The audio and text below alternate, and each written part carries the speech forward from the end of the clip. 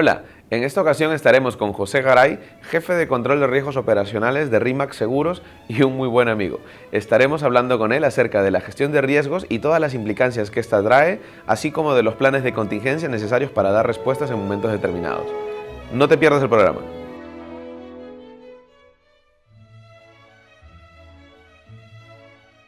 José, ¿qué tal? ¿Cómo estamos? Bien, bien. Fue muy cómodo y contento de participar en tu canal. Oye, para nosotros es una alegría que vengas a compartir con nosotros, de verdad, porque como te contaba el otro día, lo que estamos buscando siempre es llevar temáticas que sean, pues, digamos, bastante cruzadas, bastante cross en cualquiera de las partes de la sociedad y de la gente que nos ve, de una manera, digamos, aterrizada, ¿no? Porque muchas veces dices, no, por ejemplo, en este caso, riesgos, ¿no? Y creen que el riesgo es una cosa que vive en otro planeta y que es para otro tipo de personas y que no les va a pasar, pero lastimosamente pues los tenemos presentes todos, ¿no es cierto? ¿Tú cómo vives el tema este de los riesgos? Yo entiendo que por tu profesión, por tu día a día, pues tienes que vivir rodeado de este tipo de cosas. ¿Tú cómo entiendes el tema de los riesgos, José? Bueno, justamente lo que comentas, el tema de la gestión de riesgos es algo del día a día, ¿no? O sea, yo creo que vivimos y aprendemos a gestionar riesgos desde pequeños, desde en casa, ¿no? Desde que somos chiquitos y bueno, creo que tú tienes hijos y sabes pues que ante el riesgo de que el niño pueda meter el dedo ¿no? en el tomacorrientes, que es de hecho un riesgo y digamos permanente además, y de criticidad muy alta, ¿no? Tenemos que implementar controles mitigadores que pueden ser de altos costos o de bajos costos.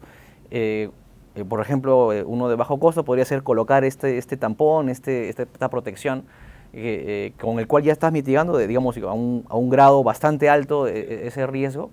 Pero claro, también podrías quizás implementar una cámara web y estar monitoreándola todo el tiempo. Para ver cómo se electrocuta. Para ver si llega a pasar, digamos, y eso, digamos, sería un caso muy práctico en el que a veces sobrecontrolamos, digamos, la gestión de riesgos o no seleccionamos adecuadamente las medidas de mitigación haciendo un verdadero análisis costo-beneficio, ¿no?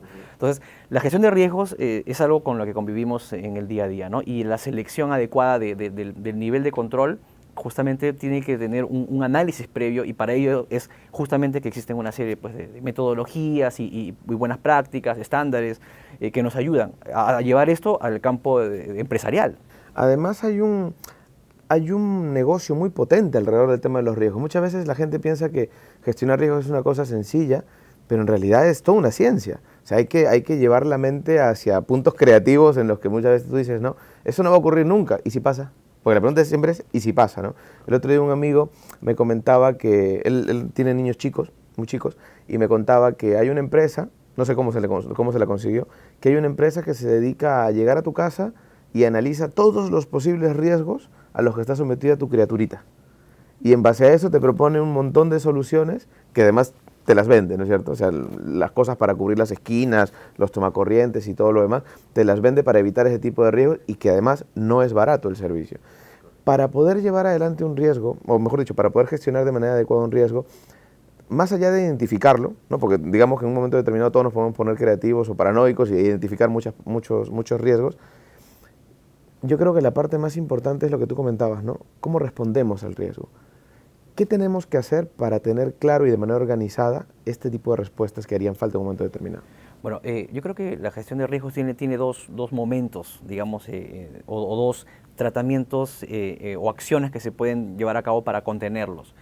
Un enfoque preventivo y un enfoque reactivo o de respuesta, ¿no? Yo creo que ambos son enfoques que hoy en día se tienen que aplicar, y digo esto en el ámbito personal, digamos en el ámbito familiar, en el ámbito profesional, como en el ámbito de los negocios y de las empresas, digamos. Y en ambos casos aplica lo que te comento. El enfoque preventivo justamente es tener todas las medidas justamente para evitar, digamos, que estas cosas sucedan, o en que en el caso que sucedan, digamos, el impacto sea el menor posible.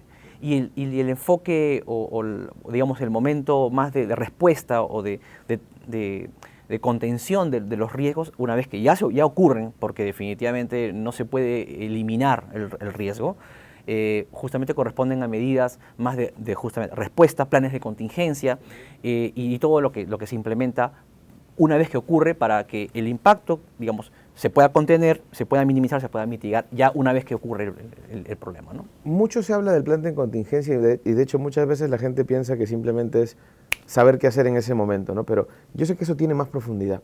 ¿Cómo podemos explicarle a la gente que nos está viendo qué es realmente un plan de contingencia en lenguaje normal, natural?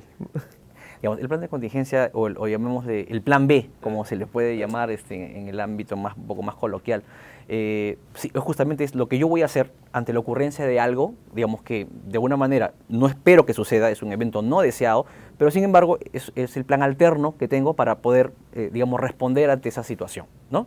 Si esto lo trasladamos a un ámbito de los negocios, el asunto se complica un poco más, porque un negocio, una empresa es un conjunto de elementos y de procesos y de personas y de recursos que de alguna manera tienen que confluir para alcanzar determinados objetivos.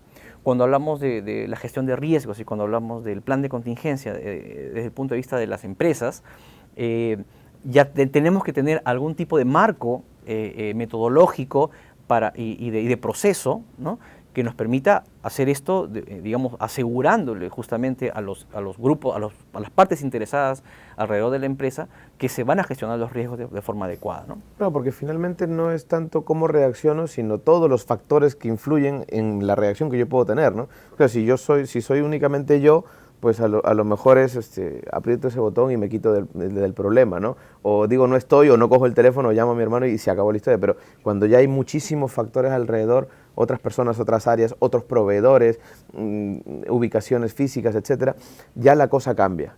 Esto es verdad. Justamente, hoy en día las buenas prácticas, los estándares, las metodologías que están hoy, digamos, vigentes en la industria, ¿no es cierto?, de la gestión de riesgos, de la continuidad del negocio, uno de los principales parámetros que utiliza o factores que se utilizan para saber en qué grado tengo yo que implementar estos tratamientos a los riesgos son justamente las partes interesadas a las cuales la empresa se debe. Hablamos de, obviamente, en primer lugar, los dueños, los accionistas, pero también estamos hablando de los empleados, el personal de la compañía, los proveedores, los socios de negocio, definitivamente los clientes, pero también el gremio, el sector, el Estado, los reguladores, la vecindad, ¿no?, la comunidad. Hay una serie de partes interesadas que de alguna manera tienen que ver satisfechas sus expectativas de cara a los riesgos a los que la empresa está expuesta. Casualmente de eso hablábamos el otro día con un grupo de alumnos, pues muchos decían, ¿no? A mí me han puesto a cargo del tema de los riesgos.